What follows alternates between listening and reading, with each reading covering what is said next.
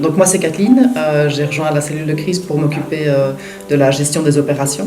La gestion des opérations, ça veut dire quoi? Ça veut dire à la fois coordonner les activités qui se passent sur le terrain, encourager, soutenir les équipes qui sont sur le terrain, mais ça signifie aussi assurer le lien avec les projets qui sont développés et nourris par le terrain.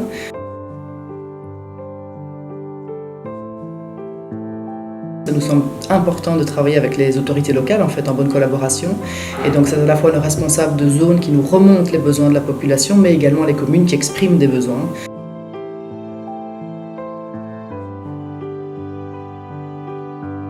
La Croix-Rouge, elle a été là depuis le début. Le premier jour de la crise, nous étions là, nous étions sur le terrain. Il est important de savoir que la volonté de la Croix-Rouge et son mandat, c'est de collaborer, de soutenir les entités locales, les entités fédérales, et pas de se substituer à leur propre mission. Et donc c'est vraiment très important pour nous de pouvoir répondre aux besoins et de ne pas intervenir sans être en collaboration avec ces autorités, raison pour laquelle dans les premiers jours, on a pris le temps nécessaire, vraiment nécessaire, pour avoir une réponse concertée en fait aux besoins.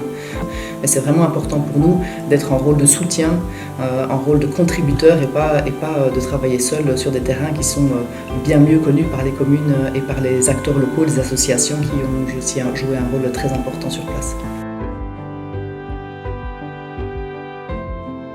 La Croix-Rouge a toujours fonctionné comme ça, c'est-à-dire que la Croix-Rouge elle est là avant une crise, elle est là pendant une crise, mais elle est aussi là après la crise.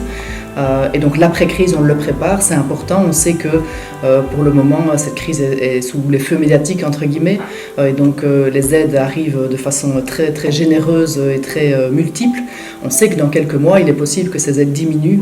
Et donc on a une attention toute particulière à ce que ces personnes sinistrées ne soient pas oubliées et que les projets, enfin les aides directes qui ont été amenées puissent être concrétisées en projets plus moyen terme et plus long terme, de sorte que l'aide elle soit amenée jusqu'au bout. On sait que ce n'est pas une catastrophe qui va être résolue en quelques semaines. On a pour des mois, des années, et on sera là auprès des personnes sinistrées, auprès des bénéficiaires pour les aider avec la collaboration des communes.